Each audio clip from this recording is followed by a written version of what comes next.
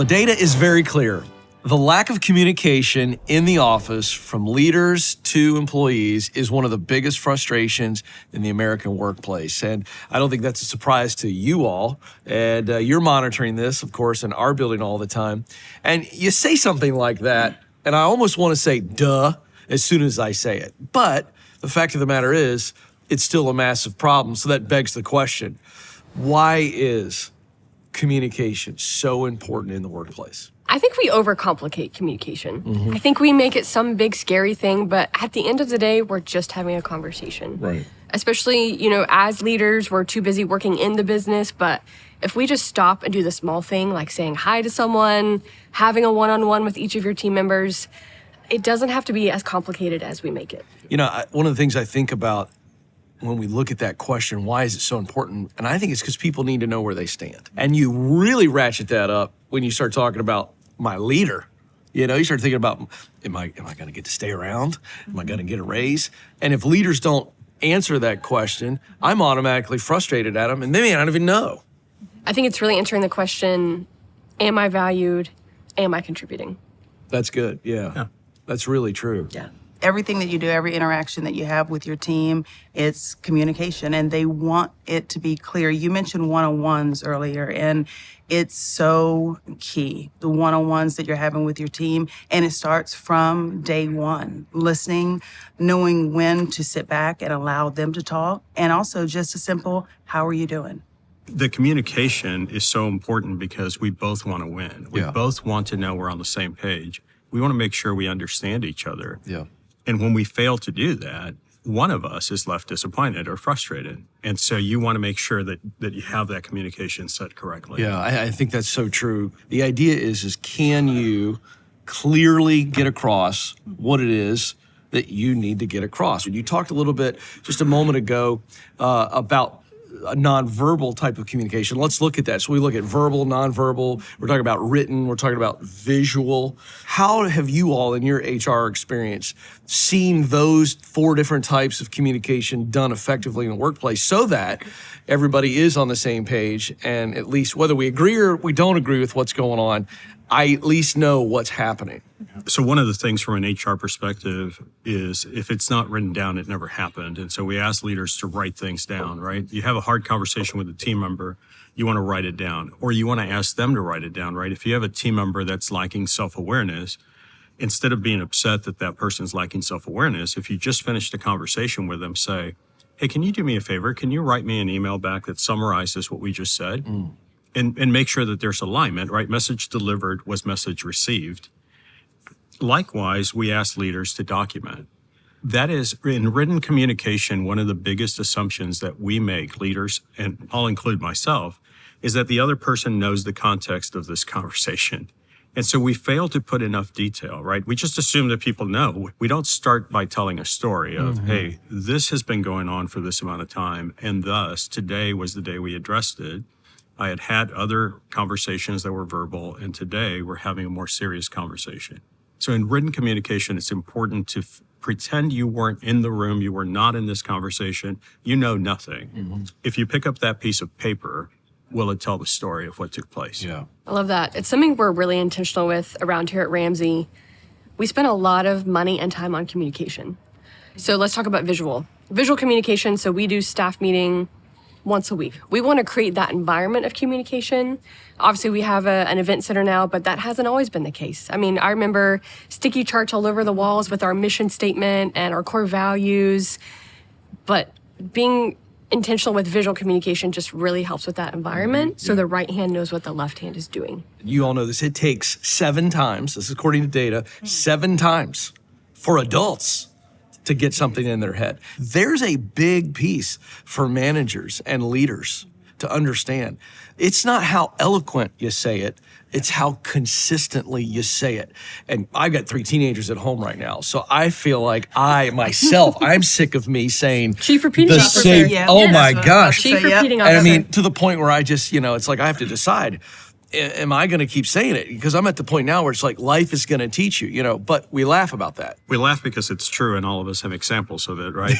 And so you just keep sharing the same message until That's right. it becomes a little bit of a joke, right? Right. they can do it in your mannerism, in your voice. That's right. And so that's what you do. Yeah. You start to see eye rolls, now you're on to something. Yeah. And it's not just the what we're saying, it's how we're saying it and why we're saying it Yes, too. of course, right.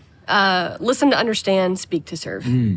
Yeah, I love the way that you said it's how you say it. Yeah. I mean, truly caring for your team, every interaction, and making sure that they understand the why and what I'm saying, and help me to understand.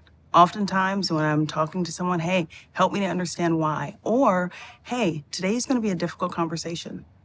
But I need you to understand why we're having this conversation. And then most of the time, especially if you're dealing with a team member that's self-aware, they understand and they know that you're caring about them by giving them the feedback. I told my son that just the other day, if someone's giving you feedback, that means they care about you. And that means we're caring about our team when we're giving them feedback. Leadership, at the end of the day, is about serving. We agree with that. But you can't serve if you don't know where to serve. Right. Let's talk about that. Listening. What is the key to good listening and responding well? Well, some of it is what we're doing here, right? And so I'm actually listening to what you're saying and processing it. I'm not thinking about dinner tonight. I'm not thinking about lunch later. I'm not thinking about anything except what you're talking about. And I'm trying to process that. And I'm watching your body language, right? How passionate are you about what you say? Well, you're pretty passionate about what you say because you're leaning in and your eye contact is there. Right. There's also this concept of if you are ramped up, if you are just extremely passionate, angry, whatever word you want to use, I can calm you down by having the opposite demeanor. Yes. I can calm you down by just saying, being the exact opposite of that and bringing you a couple of notches down. If you're not showing enough passion, I can get you to show some passion by doing the exact opposite, right? I can bring you up to a certain level by expressing that. I don't think you understand how serious this is, right? I can do certain things and say certain things that are going to cause you to bring that a notch above. Love that. Ayesha, how do they respond? What do they feel when they know they're being listened to? What does it develop between them and their leader? It encourages them to be vulnerable, share, transparent. I love the question starting a one-on-one with, how are you? And when I first moved into leadership, I can tell you one-on-ones was the thing that I was most concerned about. I was nervous. What do you talk about? Will they feel comfortable talking to me? And it had been modeled beautifully for me. But now one-on-ones are one of my favorite things to do with the team every single week. And to start it with, how are you doing? And then it's amazing how much they share. They know that I care about and I want to hear what they have to say. And I'll sit back and just listen. And then I also like to say, what can I help you with? What are you working on and how can I help? Sometimes the answer is nothing, I have it. And then, hey, I need help with sourcing. I need help with this leader. So always showing that, hey, I am here to support you in whatever needs that you have. That is so huge. Okay, so you got to take this away. All right, look, 2 questions Ayesha just dropped on you. How are you doing? How can I help you win? That's huge. Yeah. That's big. But I want to bring this to everybody. That first time that you sit with somebody and go, how you doing? It depends on the person, but most of the time they're not going to tell you everything. You know what I mean? Yes. They're waiting to see Takes what? time. Talk to me. What are they waiting to see? It's the right question, but you got to stay with it for a while, yes? Yeah, for sure. It's a crock-pot process. Yeah, oh, that's good. It's all about building trust, and that takes time. So you have to have that rapport, and just create that safe place for people to feel seen and people to feel heard. Because eventually, you want to trust them, they want to trust you. So just nurturing over time those emotional deposits to create that trust and that safe place. Yeah. My job as a leader is to help people relax. We were having a good conversation about that recently. Someone on your team and someone on my team, when we first started leading them, it took time. Yep. It truly did. But now we have built that rapport and that trust to where the person on your team was joking the other day with you saying that they remember first reporting, and then the person on my team, it took a while. But now our one-on-ones are so fruitful. We've cried. Yeah. We've prayed. We've shared. I've shared. They've shared. And now, I mean, one-on-ones are seamless and beautiful because we took the time and That's we right. invested the time with them. And we've had the hard conversations. Absolutely. And we say around here, to be unclear is to be unkind. Yes. So if I create that safe environment from day one, good or bad, I've got to be really clear. I've got to be really clear that I care about you and I care about the good times and the hard times, and I'm here to help you win. Yeah. I'm struck by something, and I want you all to weigh in on this as HR professionals. This is pretty simple stuff. I'm sitting here listening.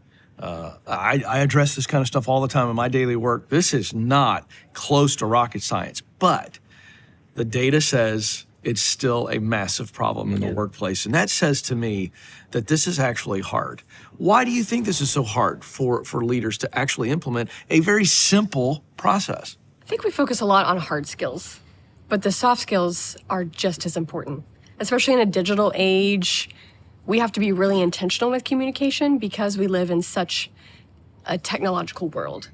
I would also say we're busy, we're moving, we're going. And so, but stopping to remember, okay, I do have this task to complete. I do need to hit this goal. And if I'm not caring about the people that are around me on my team, that goal won't be reached. Those sales won't be reached. So I've got to invest in my most valuable and important asset, the people that are around me. So while we're busy and while we're running and while we've got meetings to get to, even just, hey, I know that I haven't had an opportunity to stop, or hey, I'm heads down working on this project, but I'm available if you need me. But yeah, we're busy and we're moving and we're going and we have things to do. Yeah, interesting. Speaking to every HR person out there, if you want less people in your office, if you want leaders to do a better job with communication, I can boil it down to a couple of things, right? And the first one is, do you really care about people? As a leader, does that leader really care about people? We could talk about all kinds of books on leadership, right? Pat Lencioni's The Motive is what's coming to mind. But if your motive for being in leadership is not because you want to serve, it's not because you truly care about people, it's the wrong motive. So therefore, you shouldn't be in leadership. Communication isn't going to solve it. Yeah. I can give you things to do, but it'll just be a checklist and people will see through that. The second one, which I feel is the most important one and the one that ties to most leaders, is message delivered is not message received. If I could pick one thing in my last 30 years of being in HR, it's where a leader feels they've communicated something and the person didn't get it, right? They lack self-awareness is how it walks into an HR office. I've told them this.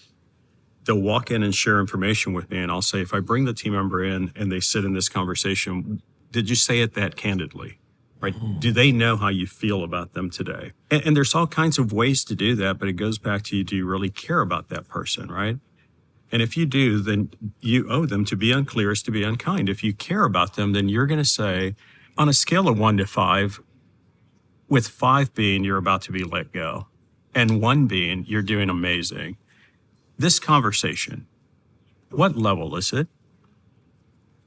Just a simple question, but it sets the tone for, I am so frustrated. I'm thinking this is a 4.5. I just delivered this message, and this person sitting across from me thinks it's a 2. I'm not doing a good job communicating. So whatever I'm saying, whatever approach I'm taking, it's not working. So I need to adjust. I don't expect them to adjust. You need to hear me differently. No, I need to say it differently. I, as a leader, need to adapt to you, and I need to say, this is a 4.5. I need to understand what words do I need to use, what body language do I need to display, what written paperwork do I need to put in front of you for you to understand that this is now a 4.5. I've got 2 takeaways from this conversation.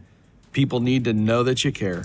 And if you really care about people, you need to care about being a better communicator.